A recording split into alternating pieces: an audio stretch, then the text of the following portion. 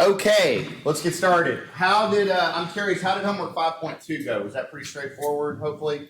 Because if homework 5.2 was simple, I would argue at least the first half of 5.3 and 5.4 are going to be very straightforward as well.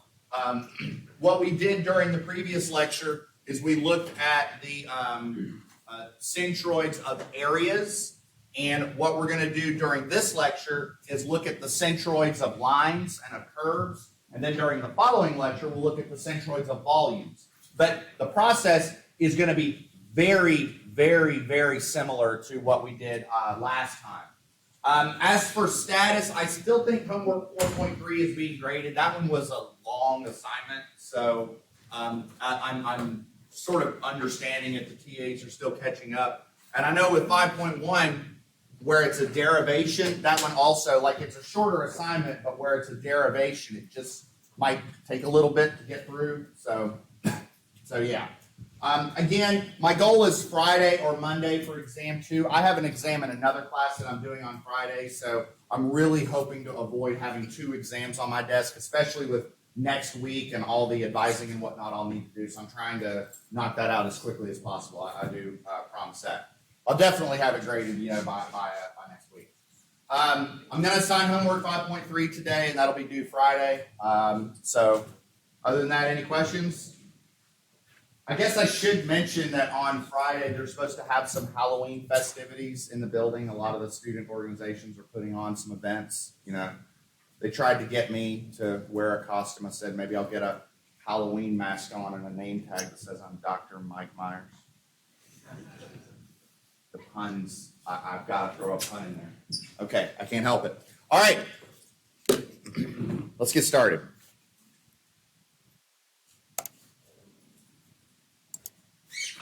We are on lecture 28, which means we're over 2/3 of the way through the semester, if you can believe that. So we are getting there. We're almost there. In fact, the only topics we have left is we still have a couple more lectures on centroids, and then we're going to do some basic structural analysis and then friction, and that's it for engineering 213. So hopefully the finish line is in sight.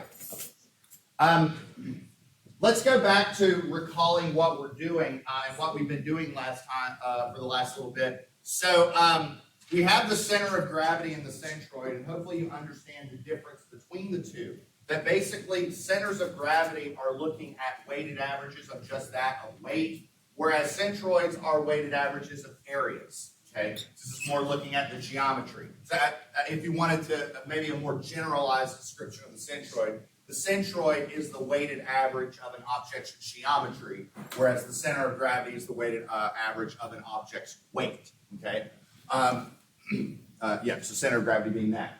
The process to compute them is basically the same. You're just, if we're looking at it from an algebraic perspective, you're taking the sum of your moments divided by the sum of your forces, if you will. So from a geometry perspective, the denominator is the sum of areas, and the numerator is the sum of the first moment of area, either x times the area or y times the area. So the derivation that we looked at last time was restricted solely to areas. And ultimately, when we compute a centroid, we're using fundamental references related to areas. But I guess my question is, what if we were interested in determining the centroid of a line or a curved segment? Can we use a similar process? The short answer is yes. Okay. So instead of computing a weighted average of areas, we're just computing a weighted average of lengths. Okay. Now there are some very useful reasons for doing this. First off, if you have a truss, okay, and we'll be talking about trusses a little bit later in the class, but where is the center of gravity of a truss? So if you've ever seen a crane rail, you ever seen a large crane that's carrying, a bridge girder into place or whatnot, well, that crane is going to have a center of gravity, but how do you compute the center of that? Because it's not a solid object. It's a bunch of line elements, a bunch of compression members and tension members. How do you compute the center of gravity or the centroid of that? That's an application of that. Another application is looking at weld groups. So if you have a a machine component that's welded to another, and let's say it's welded like this, and you're going to take that component and twist it. Well, how do you determine the stresses on that weld group? Well, in order to do that, you need to understand where the centroid of that weld group is. So there are very real applications as to why you would be interested in doing this. But I think you'll find that the process is really simple. Like, it's really simple. We're going to do a very quick problem looking at the centroid of a wire group. And so what I have here is a triangle. Okay. Now I want to be clear, this is different than this problem over here. This problem, we were looking at the centroid of a solid region. Whereas here, I'm looking at the centroid of these three wires. I know, you think it might be B over 3 or H over 3 just by default, but the problem is a little different. Now, I will go ahead and tell you that technically these wires have rounded ends. We're going to sort of ignore that, and so we're going to treat this as 3 straight line segments just for simplicity, and we're going to determine the centroid of this wire group. And again, I think you're going to find this is really, really simple. Okay, so what I mean by that is, so again, ultimately what we're going to do is, instead of the weighted average of areas, we're just going to look at the weighted average of lengths.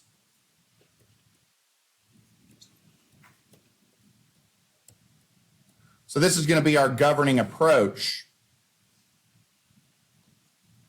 But the way that we compute these weighted averages, it's going to be really simple, okay? So I'm going to start by drawing myself a little table down here, just like we had done in the past. So we will have, I'll call it segment. Okay, so there are 3 wire segments here in this system. We have AB, we have AC, and we have BC. So I'll just label those as such.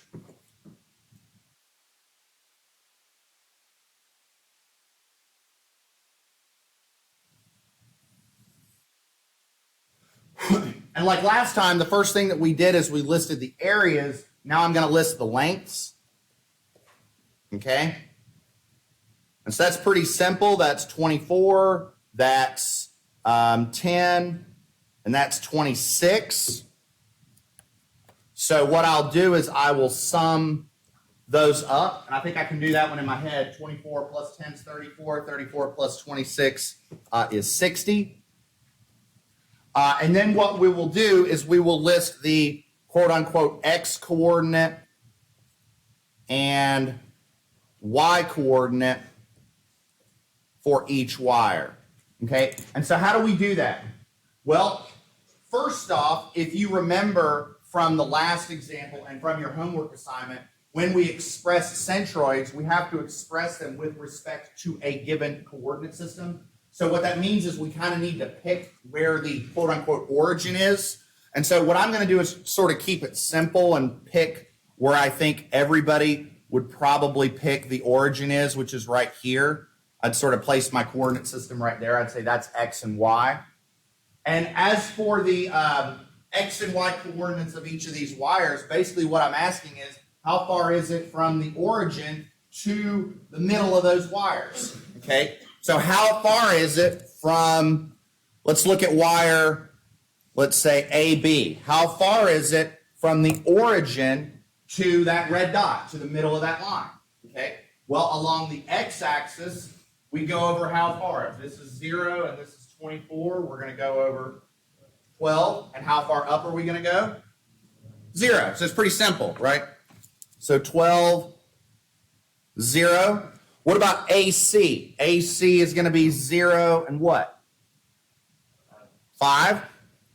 And so can anybody eyeball what AC is going to be? Like if this is 12, 0 and this is 0, 5, what's the other one going to be?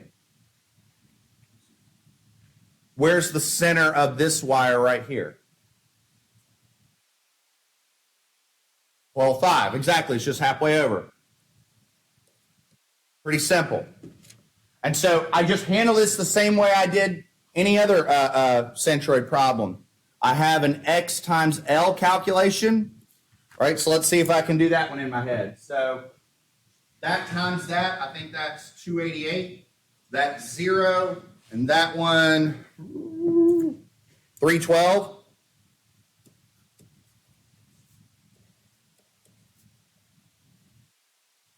And so we sum that up. I think I can do that one in my head. That's 600, right? And then for YL,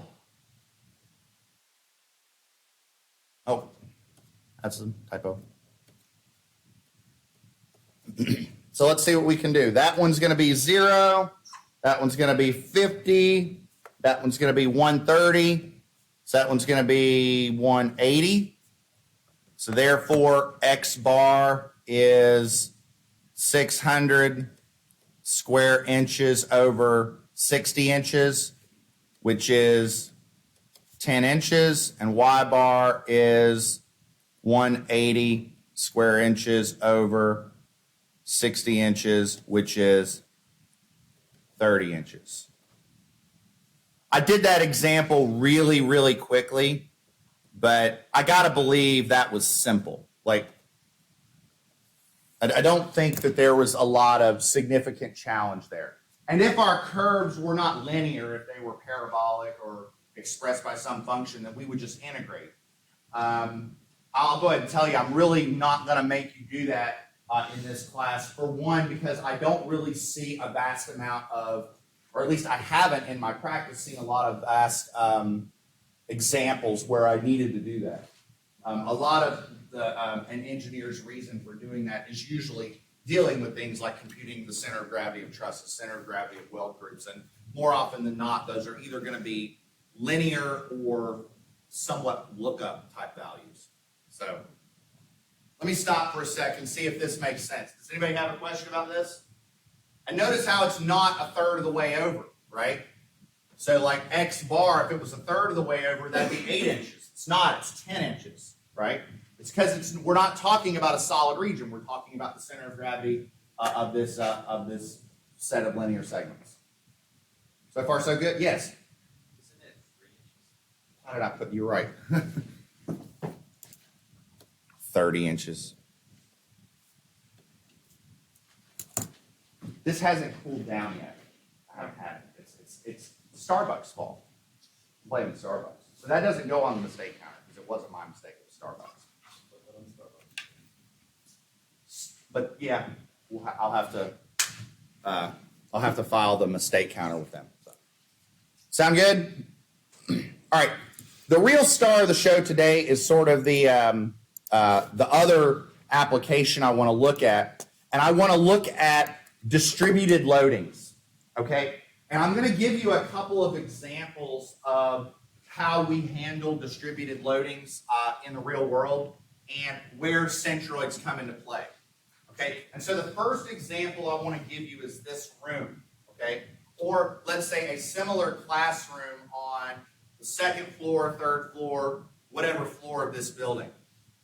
The structural engineer did not go into that room and say, I'm going to have 50 people in the room, so I need to design it for 50 point loads. It didn't work like that, okay? If I'm designing a classroom, or if I'm designing a ballroom, or if I'm designing any structural system. So this first example is for you civil engineers in the room. I'll give you a mechanical engineering example here in a bit. But the idea is that, so we have a lot of code specification documents that will tell us what the floor load should be in a pounds per square foot type fashion, sort of a pressure load, and it is dependent upon what the building is being used for. So I'll give you a couple numerical examples. It is common to design offices, like, just regular office space, for something like 50 pounds per square foot.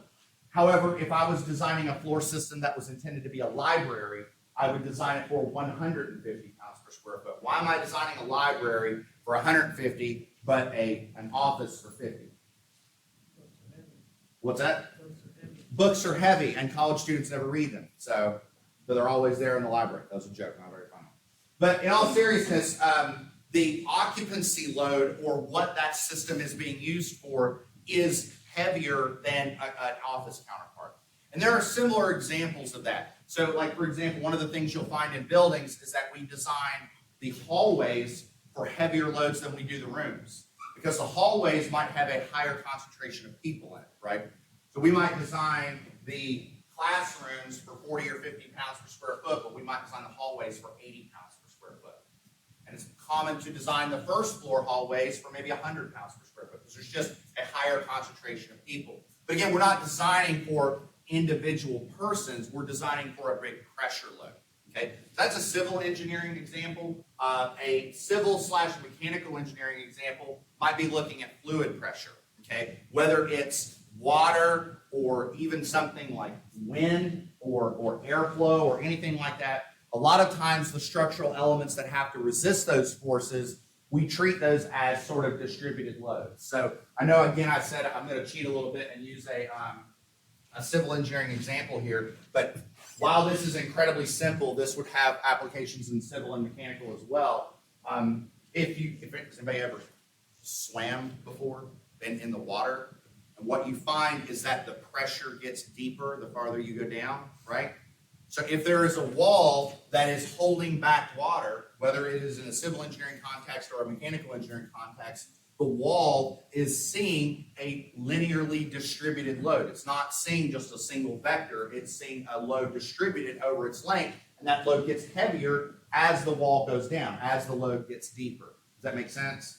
But how do we handle this? How do we perform structural analysis?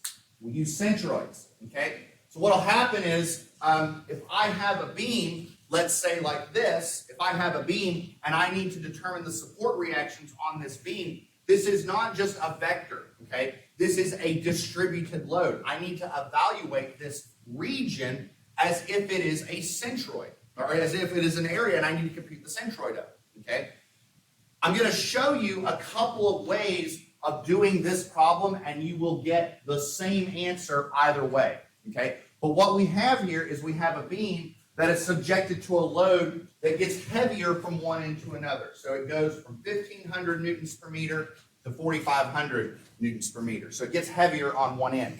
And if you think something like this doesn't happen in the real world, you're deadly mistaken. A good example of where this would happen, and I apologize to you mechanicals and biomedicals, but I'm a civil engineer. A lot of what I draw examples from comes from that land. But a good example of where this happens in the real world is snow. Okay, so if you have a roof element, how many of you have ever been on a roof of maybe a building like this? Okay, if you've ever been on the roof of a building like this, it's not like your house, right? It's a pretty flat roof, and there's a wall about yay high that borders the building. Okay, so what happens is snow falls on the roof, right?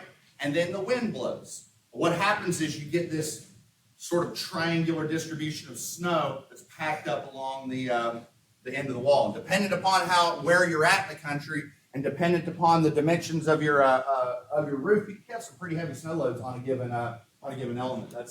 But I digress. I'm getting too far into civil land. But what I want to do is I want to compute the reactions for this beam. I'm going to do it a couple different ways to show you how this works.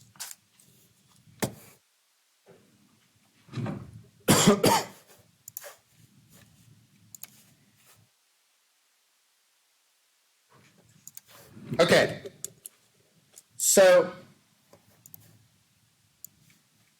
make that a little bigger so everybody can kind of see it. So like I said, we're going to have two different ways to compute the reaction, and the first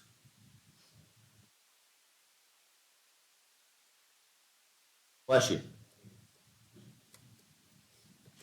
Let's use some components, okay? What do I mean by components? Okay, I want you to treat this distributed load as if it was an actual area, and that these numbers here are dimensions. In other words, treat this as if this line is 1,500 high, and that this line over here is 4,500 high. That those are the dimensions of that line, okay? So if I have this beam right here, okay, and let's put a roller support right here. How many reactions does a roller support have? One. Then we have a hinge support or a pin support right here. We do have two reactions there, but I can go ahead and tell you that the horizontal reaction is 0 because there are no horizontal loads, and you'll find that with a lot of beam structures. So I'm going to sort of ignore that a little bit. And what I'm going to do is I'm going to treat this as two loaded regions. So in other words, I have a rectangular load, and then on top of that, I have a triangular load. So I am splitting this load region up much like I would if I was computing the centroid of this area. Okay? So we will call this reaction over here AY. We'll call this one BY. Now let's keep in mind, this is 2 meters long. All right? Now, what I'm going to do is I'm going to take each of these regions and I'm going to deal with them as if they were centroid. Yes, sir? Oh, it is. You're right. I don't think I can blame that one on the coffee. It's probably cooled down at this point. But you are 100% correct. Whoops. Let's see. I think that's fine. I'm more awake now. Okay. So I'm going to treat these rectangular and triangular regions as if they were areas. So we'll call this region 1, and we'll call this region 2. Let's look at region 1. What is the area of this rectangle? How tall is this dimension here? This is 1,500, and that's 6. So what I'm saying is we have 1,500, and let's look at the units. We have newtons per meter times 6 meters. If I compute that numerically, I get 9,000. And the units are newtons. So I have a 9,000 Newton force.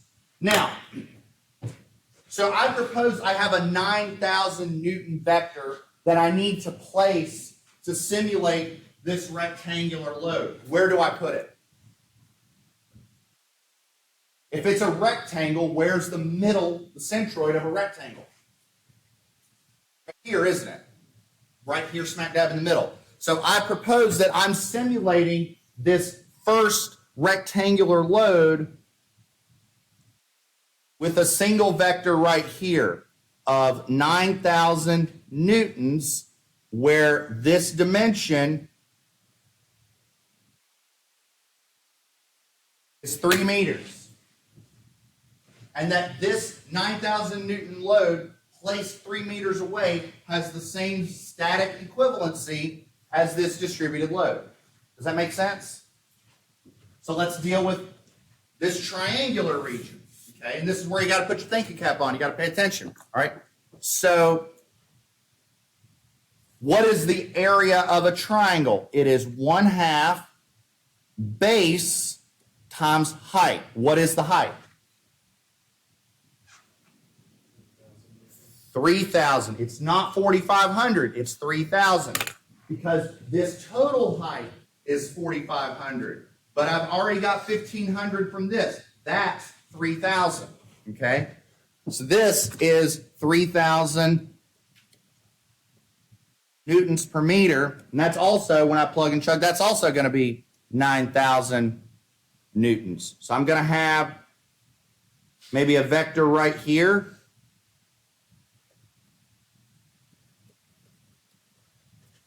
Now let's see if everybody's paying attention. Can somebody tell me what is that dimension right there? How far from, let's say, B do I place that? 2 meters. This is 6, and from our centroid reference, we know that we place the centroid of a triangle 1/3 of the way over, because now we are dealing with a solid region here. So that's 2 meters. So now this problem becomes the same problem that we've been dealing with before when we were looking at reactions before. what I can do is I can say, you know what? Sorry. What I can do is I can say, you know what? Let's sum moments at A. We'll take moments that way as positive. Set that equal to 0. And what do we have? So we have 9,000 times 3, which is taken as positive or negative, according to this sign convention. And then 9,000 times what? How far is it from A to this load? 4 meters. So I have 9,003, 9,004, and then something times 6. So we have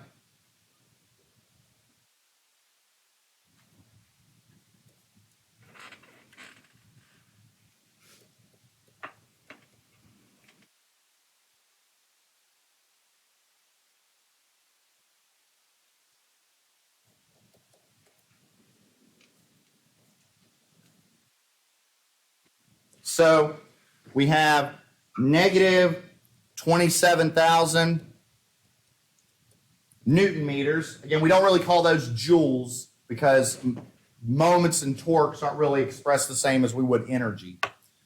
Minus 36,000 Newton meters plus By times 6 meters is 0. Then what we can do is move these both over to the other side of the equation, and so we get By times 6 meters equals, and so 27 and 36 will give you 63.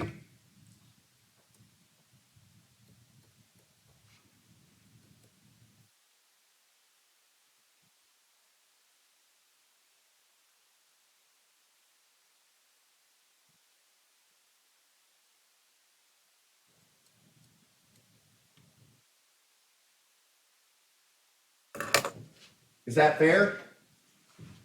Did I do that right? Did I get that math right?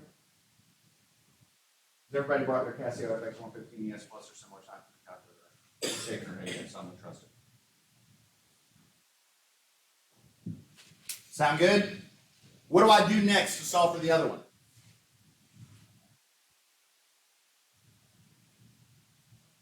What's my other static equation of equilibrium? If I don't use sum of forces in the x direction because there's nothing going this way and I've already used that, what do I do?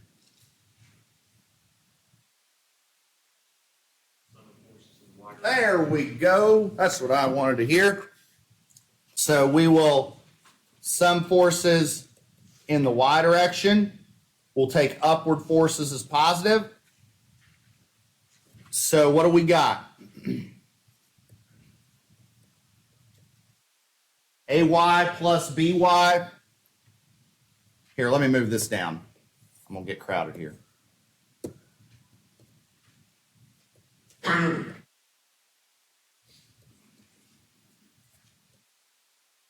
Right? AY and BY are going up. 9,000, 9,000 going down. But I know what BY is, right? So we have AY plus 10,500 newtons minus 9 and 9 is 18. So let's see, 10,500 negative 1875.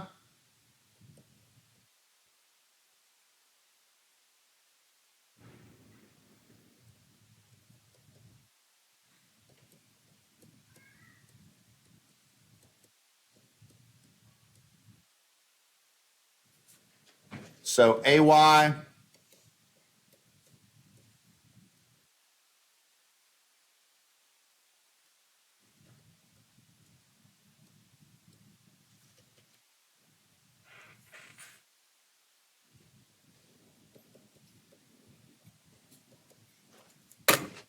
is that a fair statement? I don't think that's too terribly difficult, is it? I've got another way of doing this problem, though, which I think is just as important. So I want to show you what's going to happen here in a second. Well, let me stop for a second and see if anybody has any questions.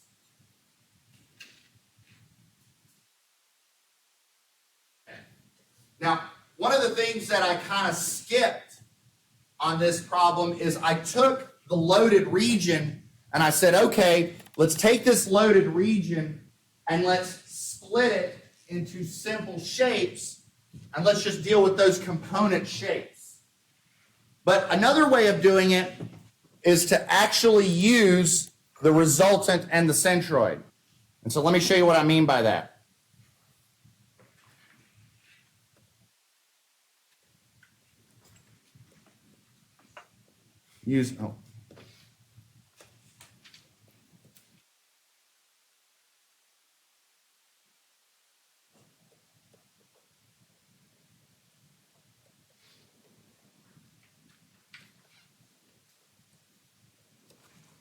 Let me explain what I mean by using the resultant and the centroid. All right, I'm going to cheat a little bit. Let me cheat a little bit.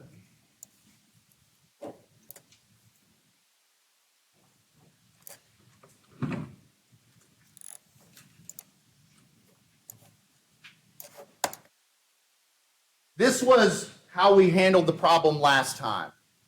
Okay? I want to make some notes here.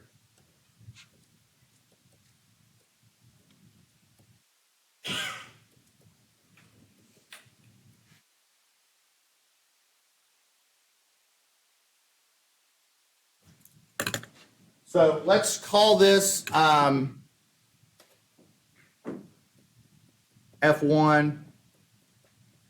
F2. All right? Now what I'm going to say here is that from support A, this force is 9,000 newtons, and from A, we'll call that distance 3 meters. Okay? Now I think you'd also agree that the second force being 9,000 newtons, that its distance from A is 4 meters. That'd be a fair statement? So if we wanted, we could say, therefore, the resultant is just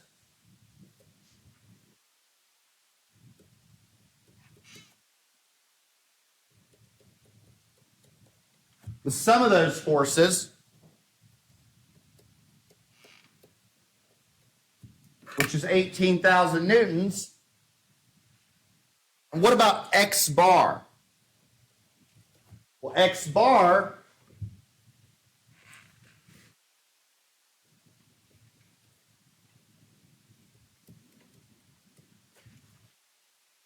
is just the centroid. So what do we got? We've got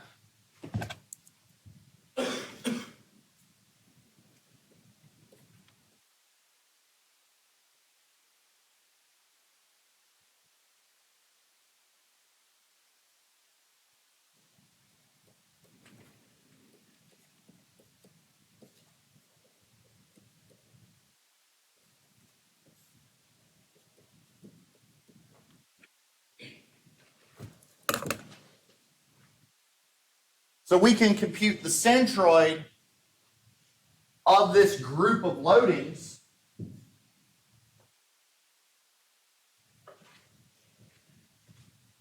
And I think I can probably look at this and guess what this is going to be. Does anybody know what that's going to be? 3.5 meters.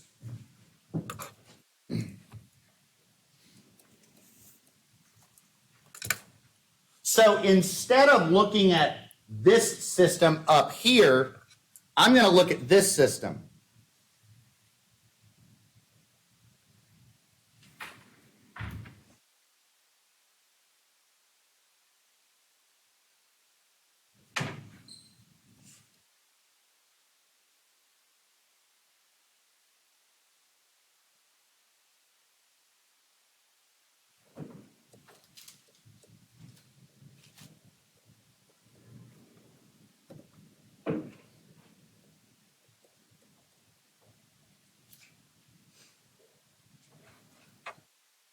And what happens if we compute the reactions of this?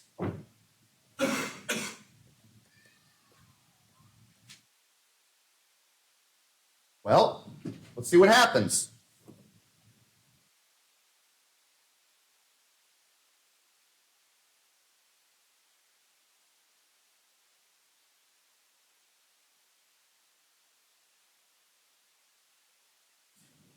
So we have negative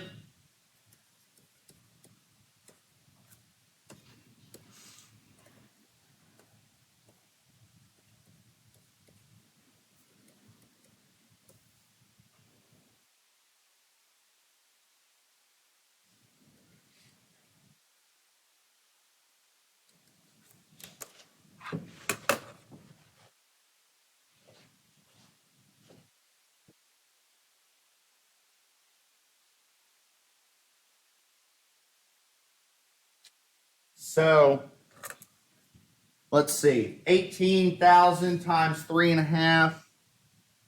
What is that?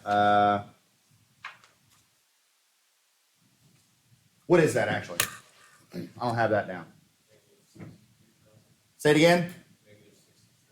So negative 63,000 Newton meters equals By, or negative By times 6 meters. Just bring that over.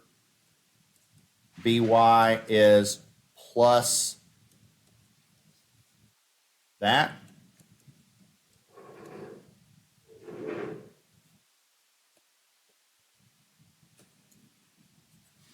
But by golly gosh, isn't that the same thing we got before? In fact, if we were to sum forces in the y direction, we would get the same thing.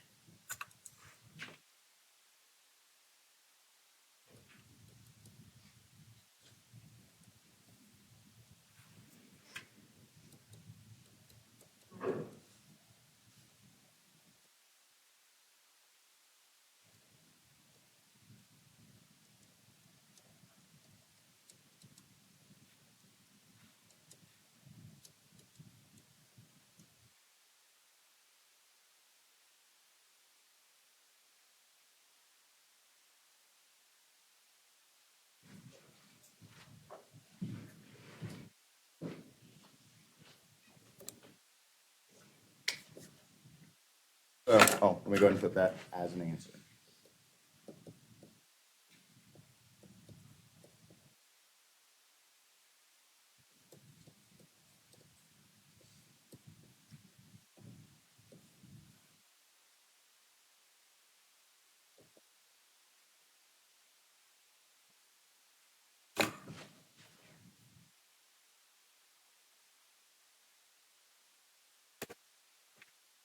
What do you think? Any questions? All right, so what we're going to do, I've got a homework assignment which is going to do Friday. Next time, we're going to look at volumes, centroids of volumes. And I think you'll find that it's pretty simple. Like, the process is really easy. The one thing I'll say about volumes, and I'll mention it now while it's on my mind, but I'll make sure and reemphasize it last time. The hardest part about volumes is to ensure that you don't overlap areas. So it just requires some cognizant bookkeeping. Sound good? All right, that's all I got, everybody. I will see you all on Friday.